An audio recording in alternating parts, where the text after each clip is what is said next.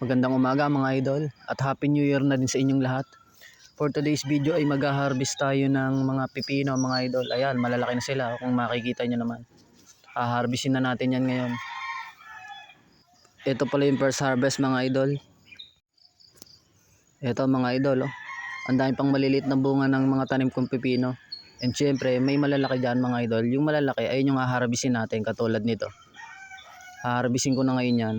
Kasi baka masundot pa ng fruit fly yan kung patatagalin ko pa. Marami na yung mga malalaki na yan mga idol. Yung haharvestin natin. Yan mga idol. Oh. Saktuhan lang yung laki niya. Yung maharvest ko pala ngayon mga idol, panggamit lang muna dito sa bahay yan or for own consumption lang muna. Kasi hindi rin naman sila gaano karamihan. And yung iba, mga idol, katulad nito may mga sundot na ng fruit fly. Hindi na quality yung bunga nila. Kaya panggamit na lang muna dito sa bahay yan.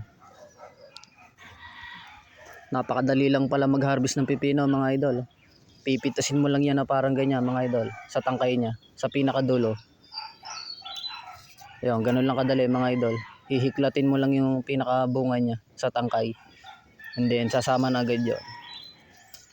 Saktuhan lang yung laki ng pipino mga idol. Mga medium size lang siya. Nakakalima na agad mga idol. Oh. Mahal din ang kilo ngayon yan ng pipino. Hindi din talaga may iwasan mga idol na may masundot ng fruit fly dyan katulad nitong mga idol. May sundot na sila ng fruit fly yung iba. Pero hindi naman sira yung loob niyan. Hindi gaano sira. Kahit nag-spray ka pa dyan ng insecticide mga idol, ilang days lang yung effective nun. And then may babalik na naman na fruit fly para manira ng bunga ng pipino. Napansin ko mga idol, mabilis maglakihan yung bunga ng pipino. Mula dun sa pamumuko niya, yung bulaklak niya na may buko. And then 10 days lang mga idol, mula dun sa ganong kaliit, is ready to harvest na siya. Kasi nga sinubaybayan ko yung paglaki ng bunga ng pipino. Bali mga idol, ito na yung harvest. Nakakapito na pala tayo ng harvest ng pipino. Tapos marami pa yung malalaki na ganyan. Haharvestin talaga natin ngayon lahat yan. Kasi hindi pwedeng pagulangin yan dyan sa puno. Once kasi na may gumulang na bunga ng pipino sa mga baging niya, unti-unti ng yung bunga niya is pakunti talaga ng pakunti. Hindi na siya magbibigay ng maraming bunga. Kaya mga idol, kapag pwede nang harvestin yung bunga ng mga tanim niyong pipino, kung may taniman kayo, harvestin nyo na agad. Huwag nyo nang hayaan na makagulang sila dyan sa mga baging nila. Kasi nga, ang tendency nun, hindi na magbibigay ng maraming bunga yung mga tanim niyang pipino. And then, yung mga baging niya is tatanda na. Tatanda na agad yung tanim niyang pipino. Ayan mga idol, nakakadami na. Bali siyam na yung na-harvest ko ngayon. Ito, pandagdag pa itong mga to mga idol. Ayan, pang-10. Pipitasin na din natin yan. Sakto lang yung laki nila mga idol. Masarap kainin yung ganyang kalalaki na pipino. Ang tatamis niyan. Ang isang nagustuhan ko talaga dito sa pagtatanim ng pipino mga idol, sa loob lang ng halos isang buwan is pwede na tayong makapag-harvest na dyan ng bunga niya. Basta kapag yung nagsisimula na siyang lumaki, dapat nasusuportahan na natin yan ng pataba. Na ibibigay na dapat natin yung mga nutrients na kailangan nila para mabilis silang lumaki. Ito mga idol, pang 12 pieces na natin to na na-harvest. 12 pieces na lahat yung mga pipino na yan. Malaking mura na yan mga idol. Kasi kung bibili tayo niyan, 100 plus na siguro yan. Yung 12 piraso na yan. At ayan mga idol, marami pa sila talagang maliliit na bunga. Yung ganyan lang kaliliit, ang dami pang ganyan dyan. Hihintayin ko lang din lumaki yan. Siyempre, haharvestin din. Sa loob lang ng 10 days, malaki na yan mga idol. Yung mga pipino na yon, ready to harvest na ulit yon.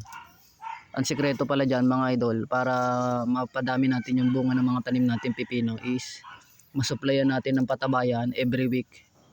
Siyempre, namumunga na yung pipino natin mga idol, dapat may halong complete na yon. Kaya ang pinakamagandang combination ng abono dyan, urea at saka complete. And yung pag-aabono na ginagawa ko dyan lagi, drenching mga idol. para mabilis ma-absorb ng mga tanim kong pipino yung mga nutrients na inilalagay natin sa kanila or yung mga pataba na ginagamit natin sa kanila. Pero mga idol, nakadepende pa rin sa inyo yan kung ano yung mixture na ginagamit yung pataba or na fertilizer. Kasi syempre mga idol, may kanya-kanya tayong paraan ng pag-aabono or yung mga techniques sa pag-aalaga ng mga halaman natin. Nasa sa inyo na yon mga idol kung paano nyo gagawin. Bali mga idol, 13 pieces na yung na-harvest nating pipino ngayon. Ang sarap sa pakiramdam niyan mga idol, yung ganyang time na nakaka-harvestan mo na yung mga tinanim mo, yung pinaghirapan mo na halaman. Nakakapag-harvest ka na ng bunga nila. Napakasarap sa pakiramdam ng ganyan. Kaya worth it talaga yung effort na ibinibigay natin dyan. Bali mga idol, magse-7 na pala ngayon ng umaga. Ngayong oras na nag-harvest ako. Ayan mga idol, oh. Ang dami pang maliliit na bunga na ganyan. Pagka ayan mga idol, hindi natin nasuportahan ng pataba or na-applyan ng pataba, yung maliliit na gantong bunga, hindi nalalaki yan, maninilaw yan, and then lalaglag lang sila. Kasi kulang na sila sa nutrients, hindi na sila nakalaki. Kaya dapat, gaya nga lang ng lagi ko sinasabi, yung maintenance na pag-aabono sa mga tanim natin pipino, dapat linggo-linggo. Ayun yung pinaka-maintenance niya. Every week mag-a-apply tayo ng abono. Ang purpose noon mga idol, yung pag-abono na gagawin natin ng linggo-linggo is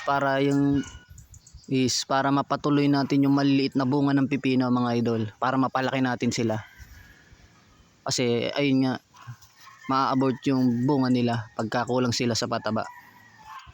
At siya nga pala mga idol, kapag yung mga tanim yung pipino, yung paligid ng puno nila or yung paligid ng pinagtataniman nila is nagdadry na mga idol, supplyan nyo na agad ng tubig yung mga idol. Wag naman sobrang dami, yung sakto lang. Laking tulong kasi yung mga idol kapag na-maintain natin yung moisture ng lupa. Malaking tulong sa mga halaman yon para manatili silang sariwa or manatiling sariwa yung mga halaman natin. Hindi naman natin kailangan araw-araw na diligan yung mga tanim natin pipino mga idol. Kaya nga gaya ng sinasabi ko, dapat mapanatili natin yung soil moisture niya. Kasi mga idol, may tendency yan kapag araw-araw natin nadidilig yung pipino and then yung nalalawa natin yung mga puno nila, may tendency na yung pinakapuno niyan mabulok. Nagkaka-root rot disease yung mga idol kung tawagin. Nabubulok yung mga pinakapuno ng mga tanim natin kahit anong halaman ganon.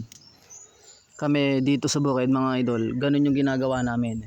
And then lalo kapag summer na, yung sobrang init na, kapag yung palibot ng tinataniman namin ng mga halaman or yung paligid ng halaman is medyo madamo, hindi na namin tinatanggal yung mga idol.